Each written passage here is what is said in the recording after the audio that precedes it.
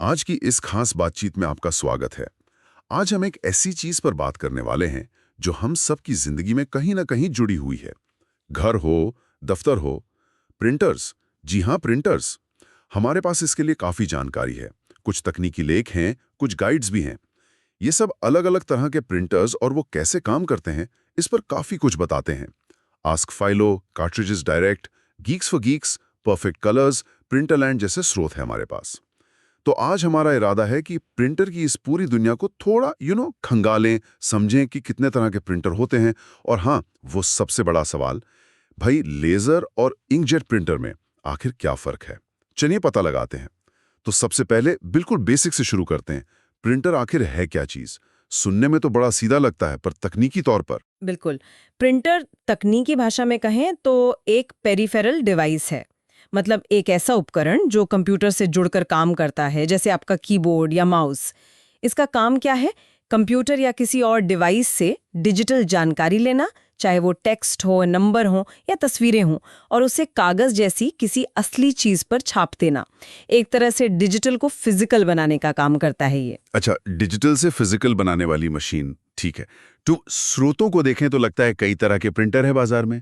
कौन कौन से मुख्य प्रकार हैं? हाँ हाँ, बहुत सच्चर्य है। देखिए, लेजर और इंकजेट तो सबसे आम है ही, उन पर तो हम आएंगे ही विस्तार से। लेकिन उनके अलावा भी कुछ दिलचस्प प्रकार है जिनका जिक्र हमारे स्रोतों में मिला है। जैसे शुरुआत करते हैं डॉट मैट्रिक्स प्रिंटर से। शायद कुछ लोगों ने देखे हो या सुने हो। डॉट मैट्रिक्स, अरे हाँ, वो जो खटर पटर बहुत आवाज करते थे, टिकट काउंटर वगैरह पर होते थे पहले। हाँ, बिल्कुल वही। ये इम्पैक्ट प्रिंटर कहलाते हैं। इनमें छोटी छोटी पिन्स होती हैं जो स्याही वाले रिबन पर टकराती हैं और कागज पर डॉट्स बनाती हैं। उन्हीं डॉट से अक्षर या तस्वीर बनती है। इनकी प्रिंट क्वालिटी आज के हिसाब से तो हाँ थोड़ी कम है और शोर भी करते हैं ये चलते वक्त। लेकिन इनकी खासियत है इनकी मजबूती, और चलाने का खर्चा भी कम आता है। और सबसे बड़ी बात, ये कार्बन कॉपी वाले फॉर्म्स प्रिंट कर सकते हैं क्योंकि ये दबाव डालते हैं, वो मल्टीपार्ट फॉर्म्स। अच्छा, हाँ, वो वाले फॉर्म। उसके लिए ये आज भी इस्तेमाल होते हैं। तो कुछ खास जगहों पर, जैसे गोदामों में या बिलिंग के लिए, ये आज भी काम आ रहे हैं। यानी पुरानी तकनीक भी काम की हो सकती है। अच्छा, और थर्मल प्रिंटर्स, वो जो दुकानों में रसीद निकालते हैं? सही पहचाना आपने। थर्मल प्रिंटर्स ये गर्मी का इस्तेमाल करते हैं। एक खास किस्म का थर्मल पेपर होता है जो गर्मी लगने पर काला हो जाता है। बस उसी पर प्रिंट करते हैं। हाँ हाँ, एटीएम की रसीदें भी शायद वैसी होती हैं। बिल्कुल। इनका फायदा ये है कि इनमें स्याही या टोनर का झंझट नहीं, तो रखरखाव कम है, छोटे भी होते हैं काफी, और बिजली भी कम खाते हैं। लेकिन मैंने सुना है इनकी छपाई फीकी पड़ जाती है। हाँ, ये एक बात है। डायरेक्ट थर्मल वाली छपाई जो है, वो समय के साथ या धूप गर्मी में फीकी पड़ सकती है। अच्छा, और एक सॉलिड इंक प्रिंटर भी थे शायद, उनके बारे में क्या जानकारी है? हाँ, सॉलिड इंक प्रिंटर्स, ये एक जमाने में जीरोक्स बनाती थीं। बड़ी दिलचस्प तकनीक थी। इसमें मोम जैसी, मतलब वैक्स जैसी ठोस स्याही की स्टिक्स इस्तेमाल होती थीं। हम्म, प्रिंटर उन्हें पिघलाकर कागज पर डालता था। प्रिंट्स काफी चमकदार होते थे और छूने पर हल्के मोम जैसे लगते थे। ओहो, ये तो अलग ही है। हाँ, और एक अच्छी बात ये थी कि स्याही अक्सर नॉन टॉक्सिक वनस्पति तेलों से बनती थी, तो पर्यावरण के लिए बेहतर था और कार्ट्रिज का कचरा भी नहीं होता था। सुनने में तो बहुत बढ़िया लग रहा है। फिर ये ज्यादा चले क्यों नहीं? कुछ कमियां थी। एक तो ये थोड़े धीमे थे, फिर इन्हें चालू होने और बंद होने में भी टाइम लगता था, और फोटो पेपर जैसा कुछ खास कागजों पर ये ठीक से प्रिंट नहीं कर पाते थे। अच्छा, ये दिक्कतें थीं। हाँ, शायद इन्हीं वजहों से जेरोक्स ने अब ये तकनीक बंद कर दी है। ये दिखाता है कि हर नई तकनीक बाजार में टिक पाए जरूरी नहीं। दिलचस्प। अब लेजर और इंकजेट के आसपास आते हैं। एलईडी प्रिंटर्स का भी जिक्र है। ये लेजर जैसे ही है क्या? काफी हद तक एलईडी प्रिंटर्स लेजर की तरह ही काम करते हैं। फर्क बस इतना है कि लेजर प्रिंटर में एक लेजर बीम घूमकर ड्रम पर इमेज बनाती है, जबकि एलईडी प्रिंटर में एलईडीज की एक पूरी लाइन होती है जो ये काम करती है। इनमें हिलने वाले पुर्जे, मतलब मूविंग पार्ट्स, कम होते हैं, तो इन्हें ज्यादा भरोसेमंद माना जाता है। तो फिर ये ज्यादा पॉपुलर क्यों नहीं है लेजर जितने? एक कारण शायद ये है कि इन्हें बनाना तो शायद सस्ता हो, पर क्योंकि ये उतने बड़े पैमाने पर नहीं बनते जितने लेजर, तो इनकी कीमत अक्सर ज्यादा हो जाती है। समझ गया, भरोसेमंद पर महंगा। अच्छा, आजकल एक और चीज बहुत सुनने में आ रही है, इंक टैंक प्रिंटर्स। ये क्या बला है? हाँ हाँ, भला नहीं, काफी काम की चीज है।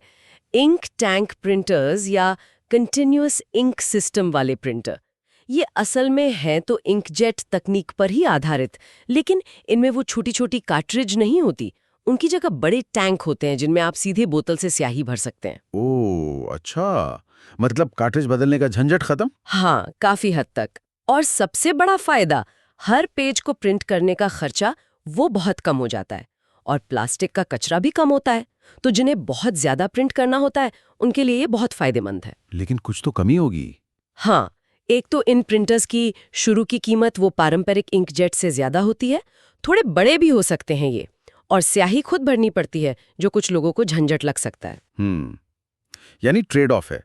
अच्छा, और वो मशीनें जो सब कुछ करती हैं, प्रिंट, स्कैन, कॉपी। हाँ, उन्हें मल्टी फंक्शन प्रिंटर्स या ऑल इन वन AIOs कहते हैं।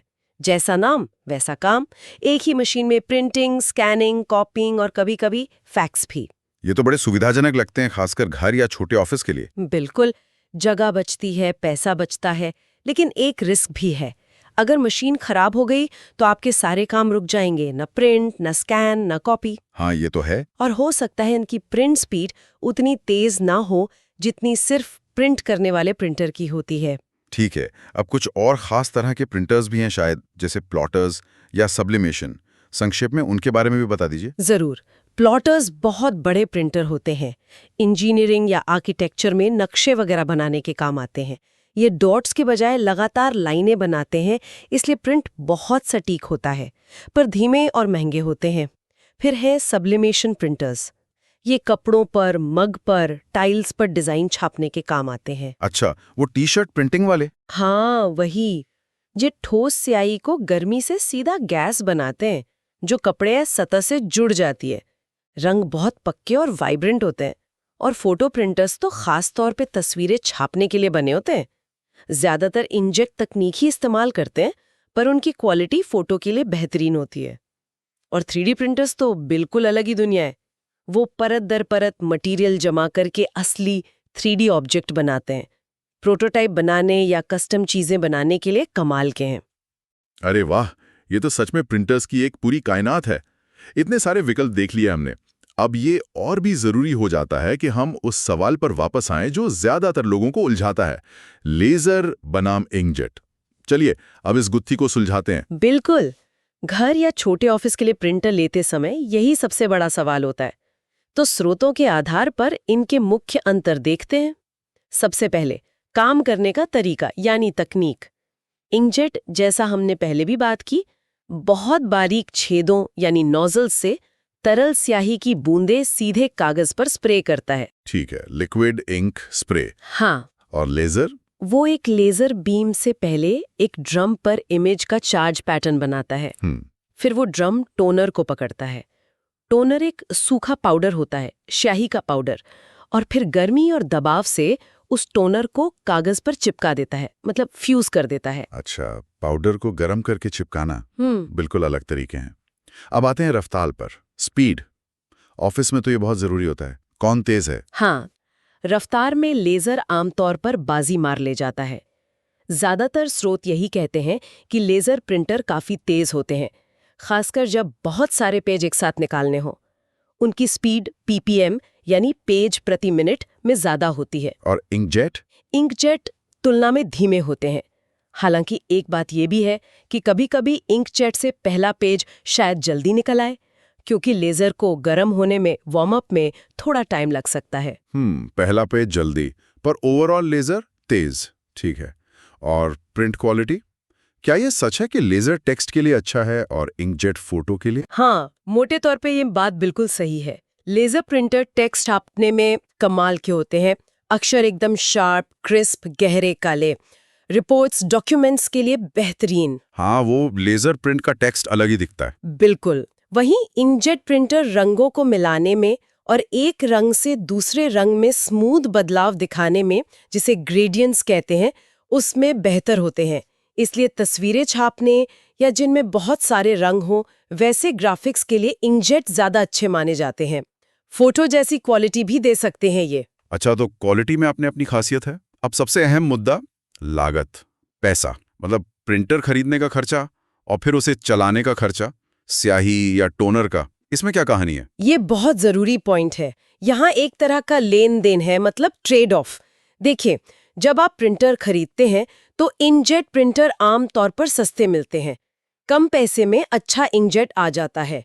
लेजर प्रिंटर, खासकर रंगीन वाले, वो शुरू में ज्यादा महंगे होते हैं। हाँ, ये तो देखा है। लेकिन कहानी यहाँ पलट जाती है जब बात आती है चलाने के खर्चे की, मतलब हर पेज प्रिंट करने का खर्च। हाँ। लेजर प्रिंटर का जो टोनर कार्ट्रिज होता है वो बहुत ज्यादा पेज छापता है, इंकजेट की स्याही कार्ट्रिज से कहीं ज्यादा। ओहो। तो लंबे समय में हर पेज प्रिंट करने का खर्चा लेजर में कम आता है। इंकजेट की स्याही जल्दी खत्म होती है, बार बार बदलनी पड़ती है, तो प्रति पेज लागत ज्यादा हो जाती है। तो मतलब इंकजेट खरीदते समय सस्ता, पर स्याही पर बाद में ज्यादा खर्च। और लेजर शुरू में महंगा, पर ज्यादा छापना हो तो बाद में सस्ता पड़ता है। बिल्कुल सही पकड़ा आपने, यही मुख्य अंतर है लागत में। और यहीं पर वो इंक टैंक वाले प्रिंटर आते हैं शायद, जो इस समीकरण को थोड़ा बदलते हैं। एकदम सही।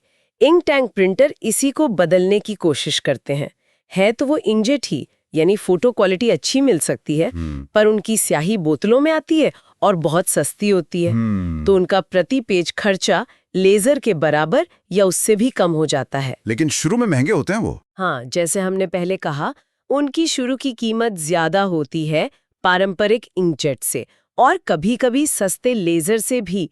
तो चुनाव वही है, शुरू में ज्यादा खर्च करें या बाद में स्याही पर। ये तो बिल्कुल साफ हो गया। अब इस्तेमाल के हिसाब से देखें यूज केसेस, तो कौन सा प्रिंटर किसके लिए सही बैठता है? ऑफिस के लिए क्या, घर के लिए क्या? हाँ, तो अगर ऑफिस का माहौल है जहाँ रोज बहुत सारे डॉक्यूमेंट्स प्रिंट होते हैं, रिपोर्ट्स, नोट्स, इनवॉइस वगैरह, और जहाँ स्पीड और एकदम साफ टेक्स्ट चाहिए, वहाँ लेजर प्रिंटर ज्यादा पसंद किए जाते हैं। ठीक है, ऑफिस मतलब लेजर। ज्यादातर मामलों में हाँ।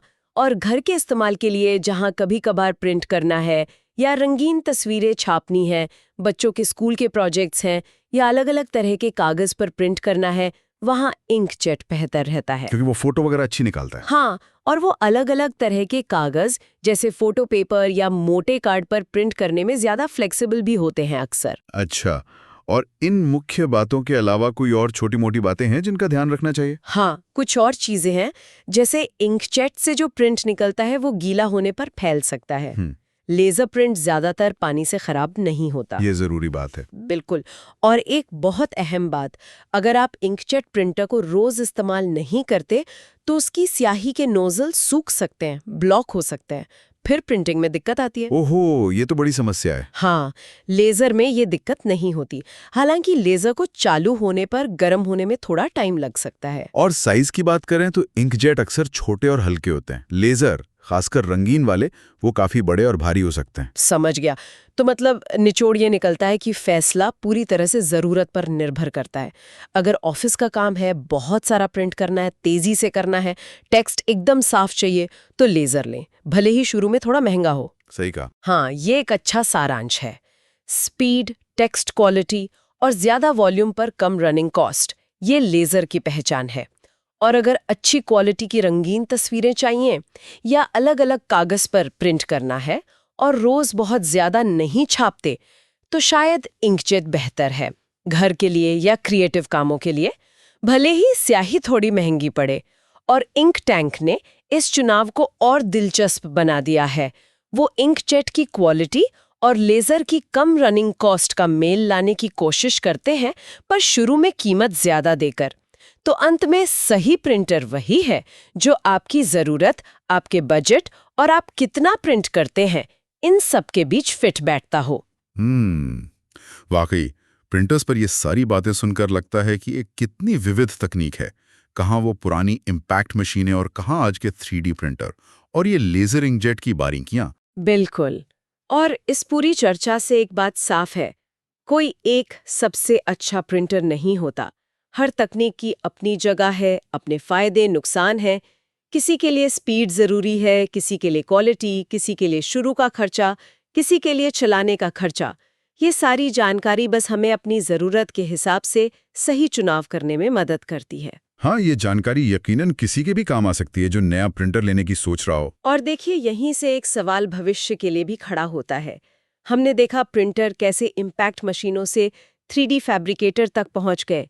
अब सोचिए, जिस तरह डिजिटल डॉक्यूमेंट्स बढ़ रहे हैं, क्लाउड स्टोरेज है, लोग स्क्रीन पर ज़्यादा पढ़ रहे हैं, तो क्या भविष्य में प्रिंटिंग सिर्फ बहुत खास कामों के लिए रह जाएगी, जैसे 3D बनाना या कस्टम चीज़ें छापना?